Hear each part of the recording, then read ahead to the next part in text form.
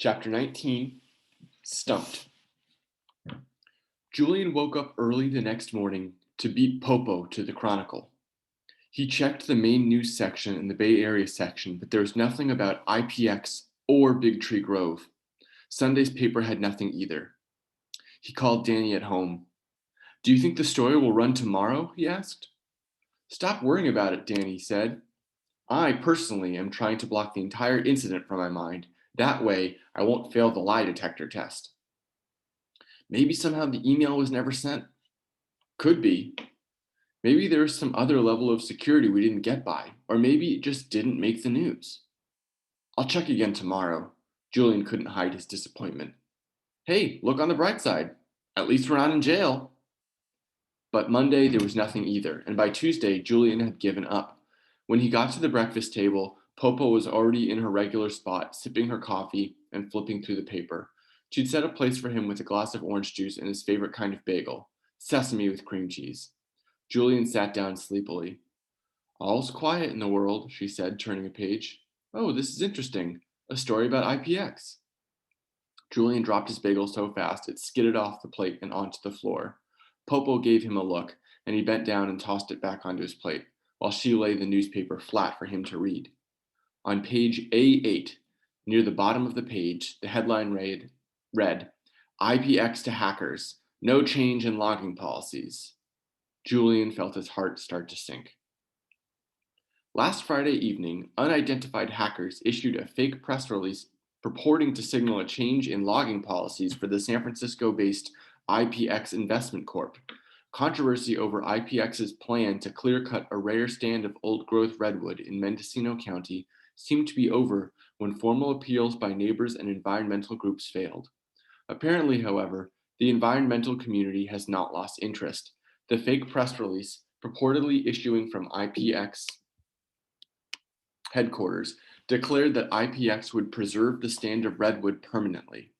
Skeptical reporters immediately contacted IPX spokeswoman Myrna Gonzalez, who stated the document was a hoax.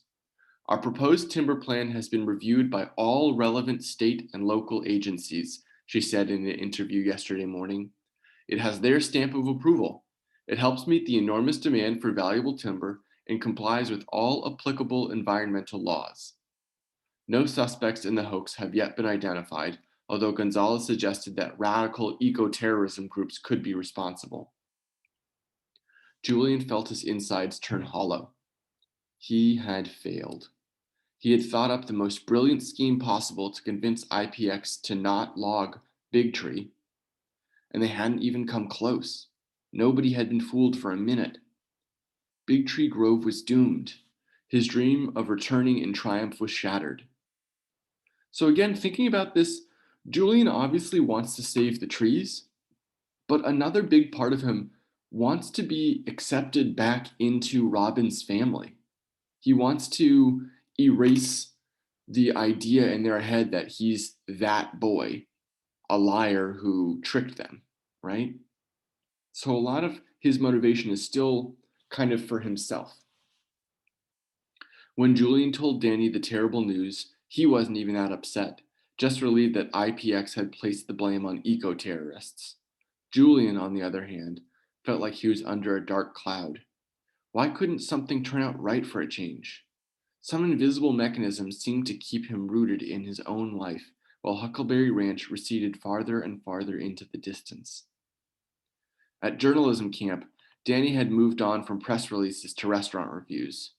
Julian lay sprawled on Danny's bed while Danny considered the most diplomatic way to critique a new Vietnamese cafe Popo had taken them to. "How's this?" Danny finished typing and read with a flourish. "Fried tofu on French bread. While not for everyone, has an East meets West appeal perfect for San Francisco." "How about fried tofu on French bread? While not as terrible as it sounds, is still pretty horrible," Julian suggested. The computer beeped and Danny clicked on his email. "Robin Hood's back." Julian sat up to see the screen. "Dear Julian and Danny, I told my mom Julian was staying with his grandmother now. Since seeing Daphne, she's been calling Julian that poor boy. This is a good sign. Snowball started out as that poor kitten. Dad still hasn't mentioned Julian. No big news about Big Tree here, but did you see that article about the hackers? Weird. My brother showed it to me. They're sleeping in the loft, so if you don't hear from me, it's because I can't get any privacy. The good news is that horrible exchange student finally left. She was getting on everyone's nerves.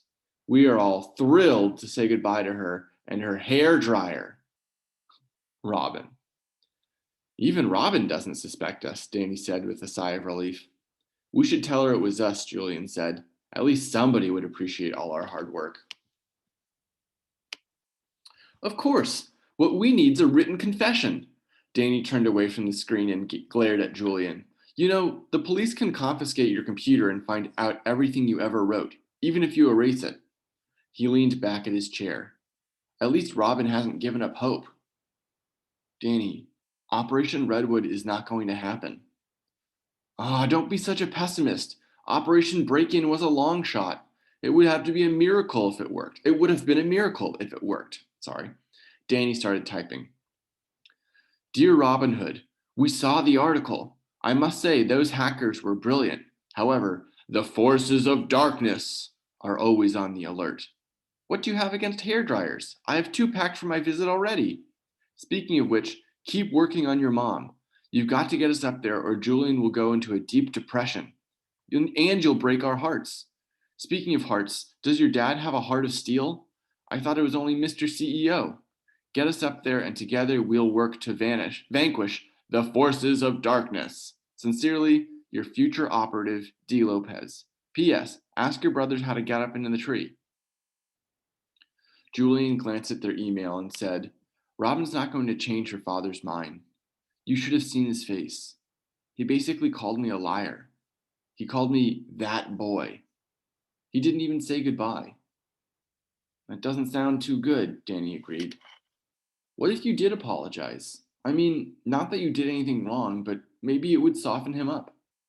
What am I going to say? Sorry I lied to you. Please let me and my friend come back because we have this plan to do more things behind your back that you definitely wouldn't approve of if you knew about them, which you don't. Geez, you don't have to say it like that. Don't you remember when we had to write that persuasive essay? Mr. Orlovsky, put your best foot forward? Forget it, Danny. Just finish your review.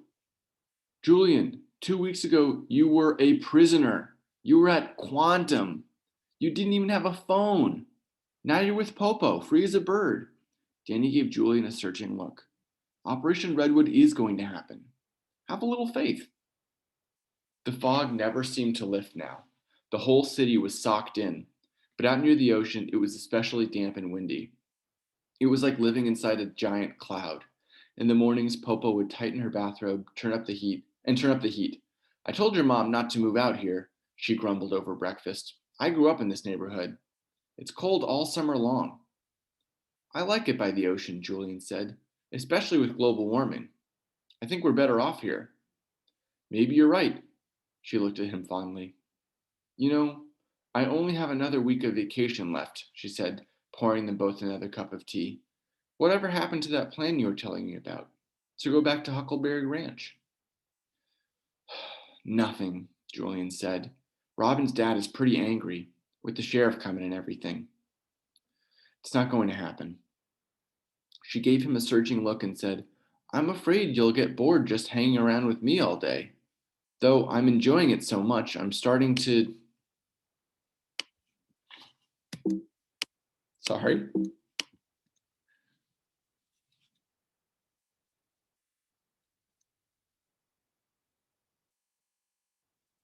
Oop, the page got messed up. Sorry. Though I'm enjoying it so much, I'm starting to think I should retire early.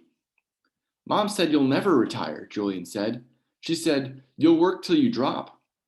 Popo set her cup carefully in the saucer. Sorry. Saucer's like a small plate for a teacup. All my life I've worked hard. There weren't so many women journalists when I was starting out, or Chinese reporters. You had to work hard. Her eyes looked sad. I made mistakes, maybe. When Carrie was little, she paused. I can see things now I couldn't see back then. Julian pulled out the comics section from the newspaper. You know, your mom just sent me an email. She'll be back before school starts. She can't wait to see you. He looked over at her doubtfully. When you were a baby, Popo said, your mother carried you everywhere in a beautiful flowered sling. She sang to you all the time. She stared into her cup. It hasn't been easy for her, losing your father, and then Will. And she had you before she was really grown up herself. Popo seemed absorbed in her tea leaves, then looked up and scrutinized Julian through her little round glasses. She needed some time on her own, but you know she loves you more than anything, and she's not the only one. Then she laughed and started to clear the dishes. What a sentimental old lady I'm becoming, she said. Soon I'll be crying at the commercials on TV. So we can see here that Popo thinks, I've kind of not done the right thing by my daughter, Carrie. And then Carrie has had a really tough life too.